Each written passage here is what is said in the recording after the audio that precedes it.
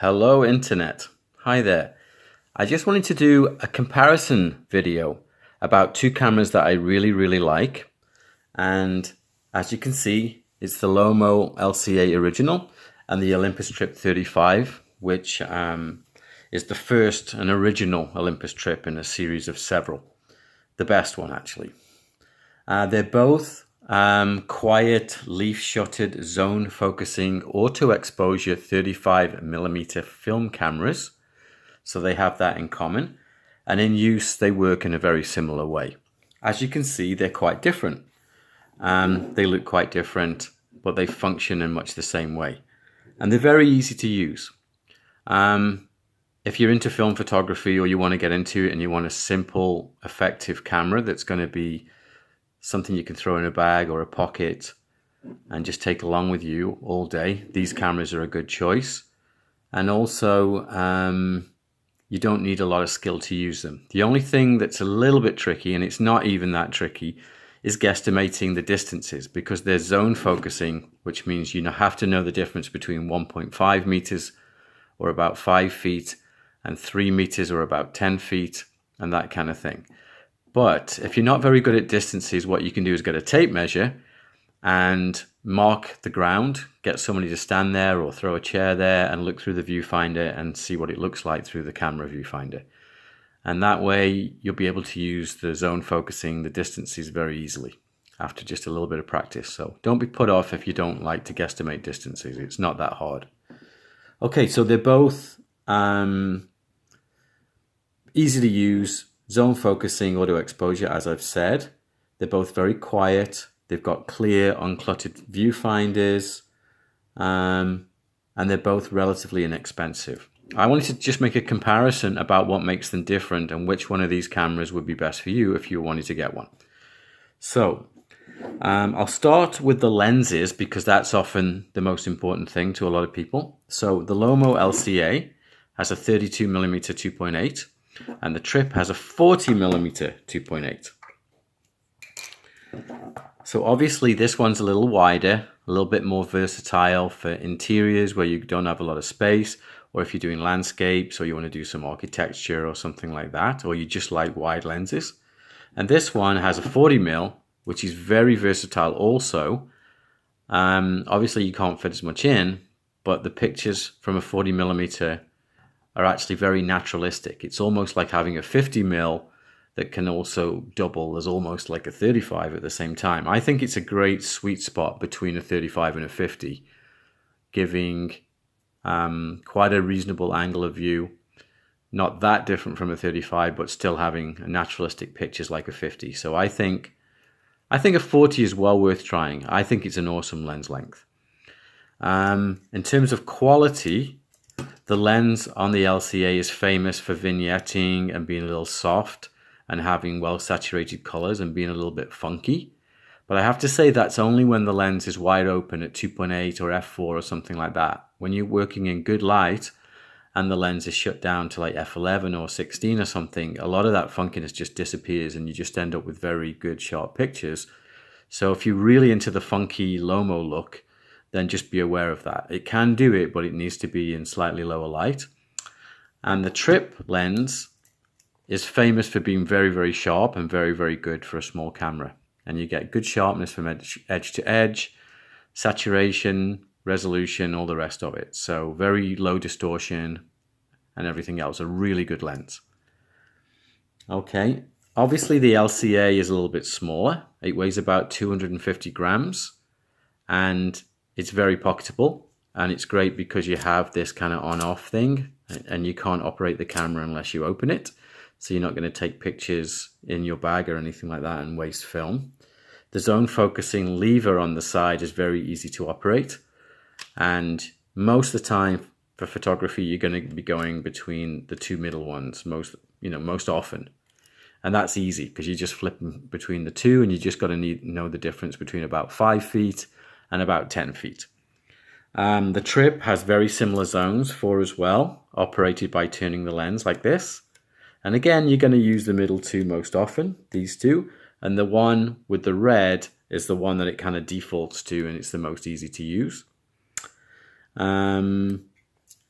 I wouldn't worry about it too much. It's very easy to guesstimate using the zones. So, which one would you choose out of the two? Well, neither have exposure compensation as such, but they both have kind of a workaround. This has exposure lock. You press the shutter button about halfway down.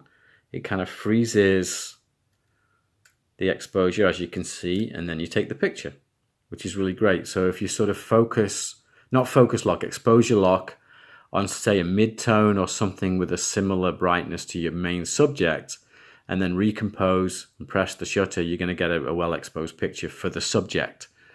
The most common situation you're going to be in where you need exposure compensation is backlighting, and that's where the background is basically too bright and the subject is in shadow. Usually people's faces look too shadowy. The workaround for the LCA, because it doesn't have exposure compensation, is you put your finger halfway over the sensor right here. You can see the sensor, you put your finger halfway over.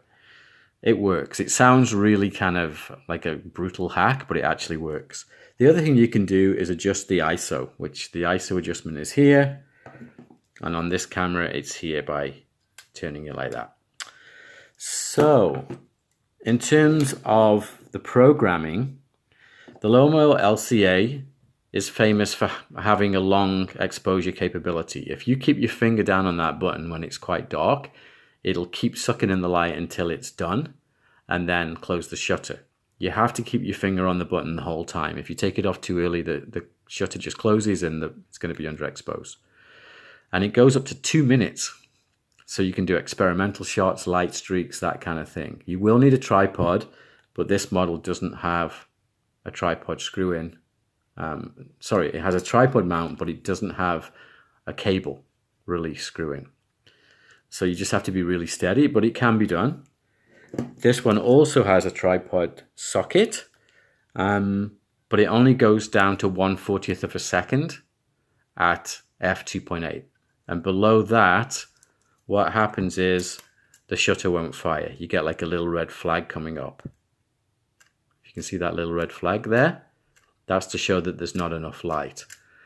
And this might seem limiting to a lot of people who want to do low light shots, but in actual fact, you can take pictures under quite subdued light indoors, and it just stops you from making those shots that are ridiculously underexposed and really blurry and that kind of thing. So it is, for some people that might be a hindrance, but in actuality, I've used it under quite low light and been surprised how far it'll go with 400 speed film. So, but if you're really into low light, long exposures, this camera won't do that for you, but this one will. Okay, this one can take filters. This one does not have anywhere to put filters, but you could hold them up. The viewfinder on the LCA is relatively small, but it works just fine. And the one on this is quite big and bright, and it has frame lines. So you actually see a little bit more than what's captured on the print. And in that case, it's kind of like a rangefinder frame line. So it's kind of nice for that. What else did I want to say? Oh yeah, batteries. This is a really important point. The LCA takes 3 batteries. It takes these batteries, which are super easy to find, the LR44 or 357. They're super cheap, easy to find, still in production, and they last a long time. No problem with the batteries. Having an old camera or a classic camera with batteries that can't be found anymore is a huge pain. I've experienced it. You don't want to do that. The Trip, this is amazing. It does not need batteries. You see this thing around the lens, a bubble glass? That's actually a solar-powered selenium-celled auto exposure system that requires no batteries. This camera is 40 years old, over 40 years old, and it works perfectly. So the other tip is to keep the lens cap on the whole time, and that avoids taking pictures without wanting to. The red flag will come up, and also it saves the cell from burning out. What I would suggest is you read up on either camera before you buy. I think you'll be happy with either camera. They're both amazing. They're both classics. They're both actually cult cameras. This camera started off the whole lomography movement by Viennese students. And, lomography is huge and was one of the things that kept film alive when digital came in.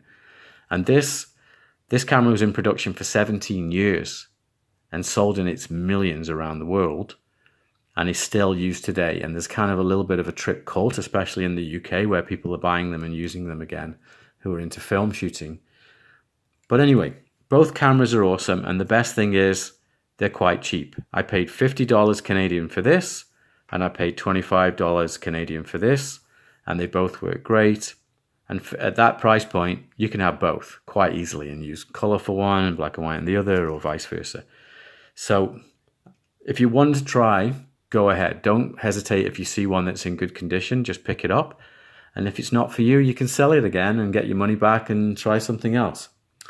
Also, if you pick up these cameras, I'd recommend that you find the manuals online. You can download them for free. There's not a huge amount of information in there because these cameras are so simple, but it's nice to see the old advertising and the old manuals. And it'll also tell you things about flash and things like that that you might want to try. And by the way, they both use flash amazingly well, and they'll take almost any kind of flash. So just follow the flash instructions and you'll probably do quite well. Okay, thank you. My last thought is about choosing either one. I'd probably say if you're into really good quality lenses and that's important to you, I'd go for the Trip. Also for the classic styling, which I think is quite beautiful. And if you want a more stealthy model that's a bit smaller and lighter, this is 250 grams, this is 400, I think I said that before. And you want to do a lot of lower light stuff and you want a really stealth camera, I would choose this one. They're both brilliant for street photography because they zone focus and auto expose, which makes it very simple. So well worth a try. Okay, that's the Lomo LCA and the Olympus Trip 35 compared. I hope it was useful. Please leave a thumbs up or a message or something like that in the comments if you like my video. Thank you.